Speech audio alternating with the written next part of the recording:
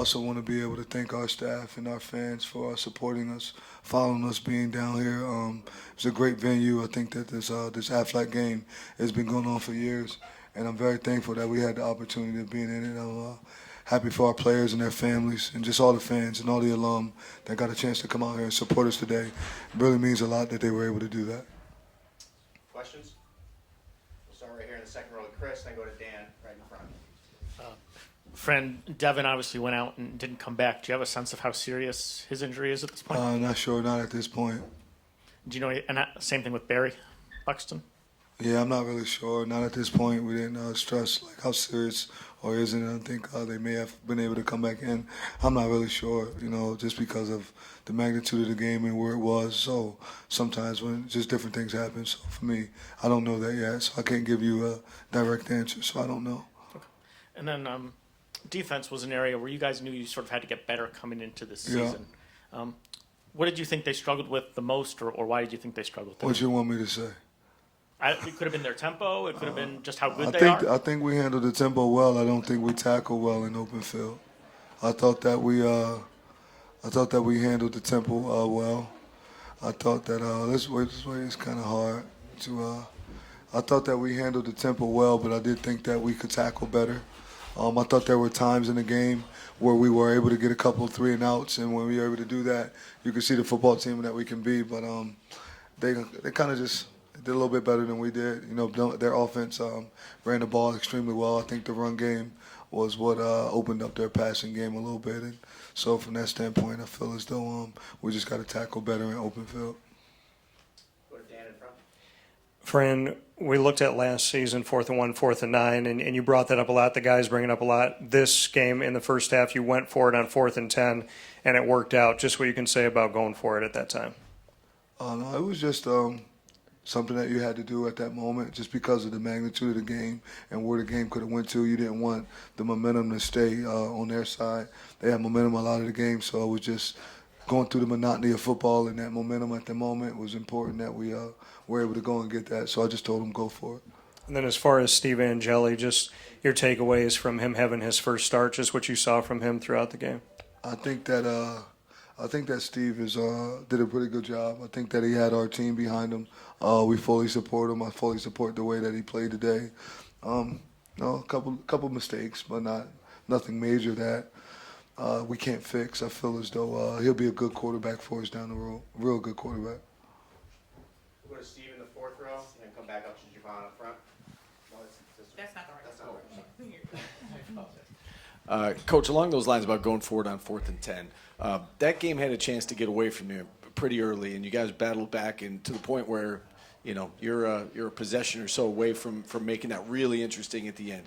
I know there are no moral victories, but did you see some things today that you feel like you're encouraged by and you can build upon here moving forward? I'll have to watch the game forwards, though. I mean, I'm very thankful that our players continue to play, right?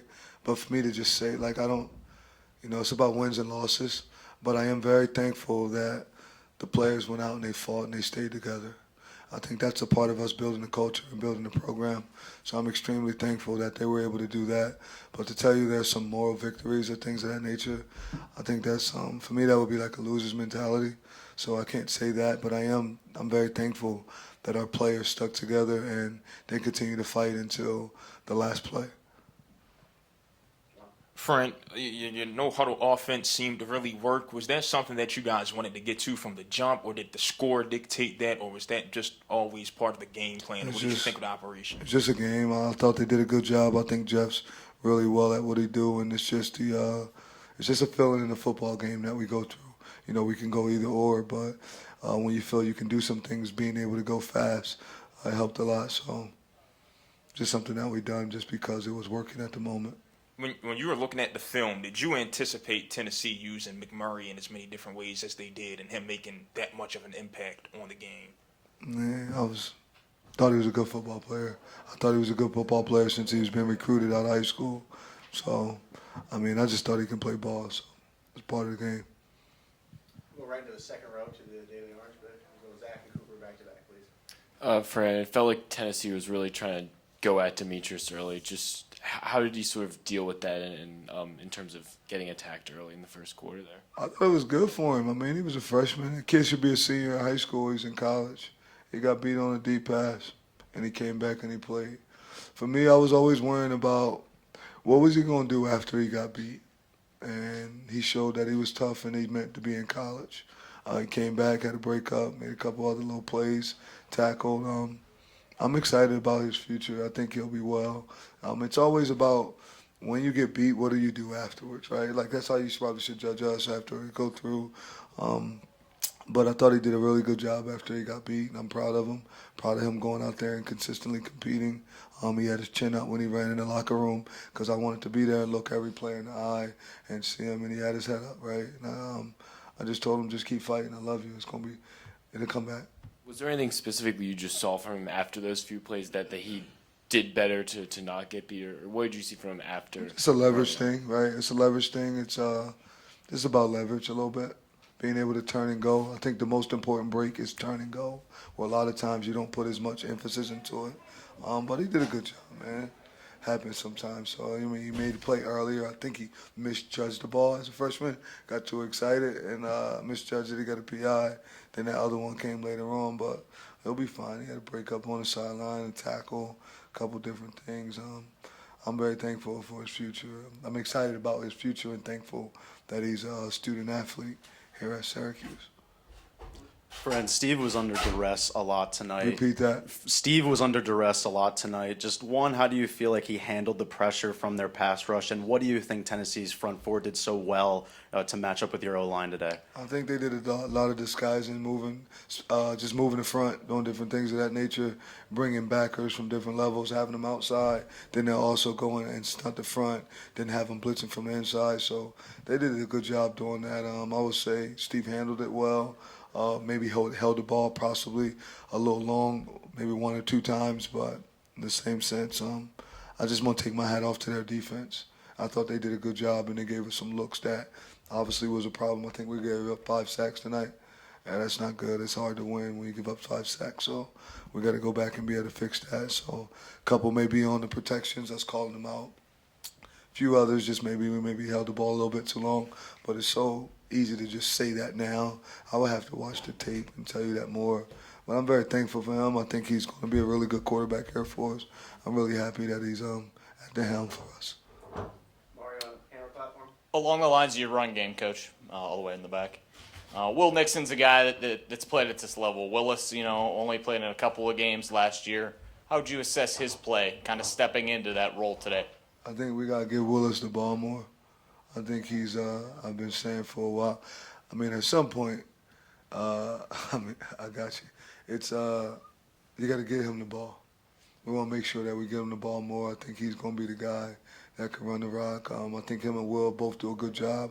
We want to get other guys involved also. So he did a good job, though. I think he's the best player on the team from an offensive perspective. So be a good deal. Go to Chris right here in the second row. Jonte was obviously very effective early, and then maybe they took him away, or maybe you saw some other things in the second half. Did they change anything in how they defended him in the second half? No, I think his body started tightening up a little bit, and then I think Tyshawn Russell was doing a pretty good job. So just from there, could you guys pause the cameras and stuff like that real fast for me? It's kind of hard to be up here trying to answer you guys' questions when y'all keep talking back there. It's a little bit disrespectful. I know we lost, but let's focus a little bit. Can we stop, please? Thank you.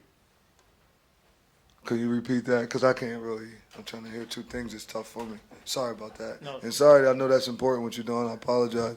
But I want to make sure that I give you the utmost respect that you deserve. I appreciate it. And thank you. You were talking about Jonte and sort of the difference between the first half and He the second. started to, his body started tightening up a little bit. I think one time he got tackled, went down, but he just started to get tight a little bit. But he kept going in and out pushing. But I thought that Tyshawn Russell started to be able to play too. So you want to try to keep guys with the hot hand for sort of the game of football.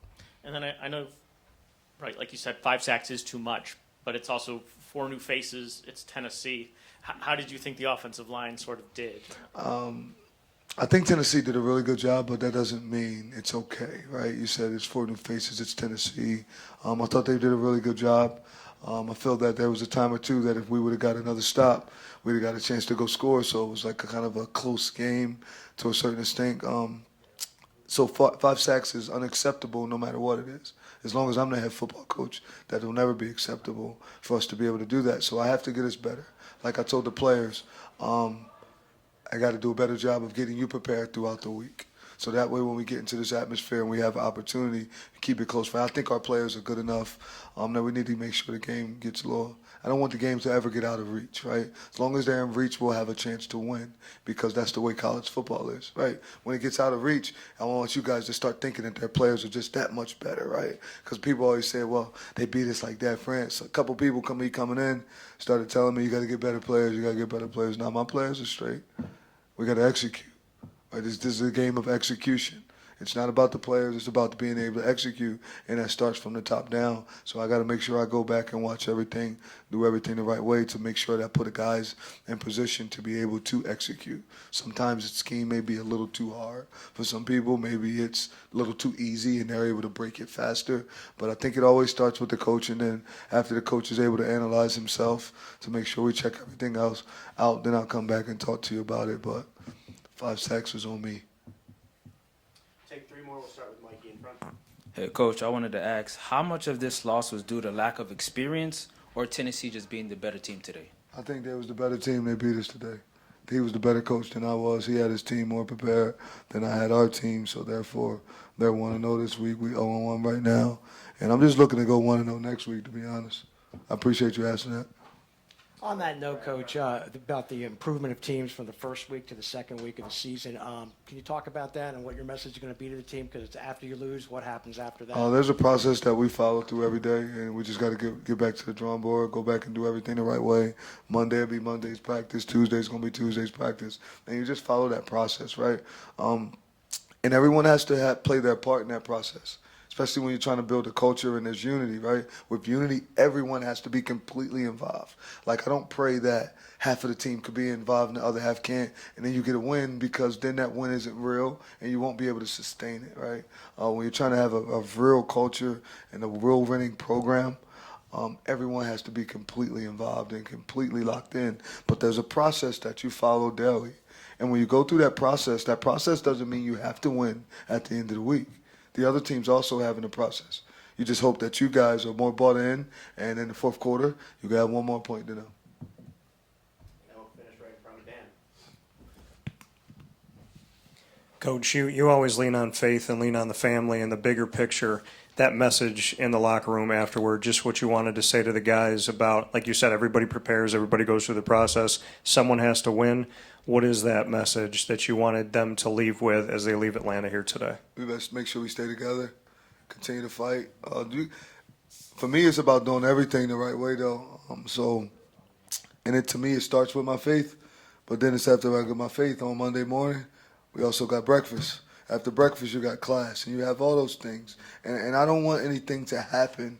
Like, a lot of times things happen for people all of a sudden, and they didn't really deserve it.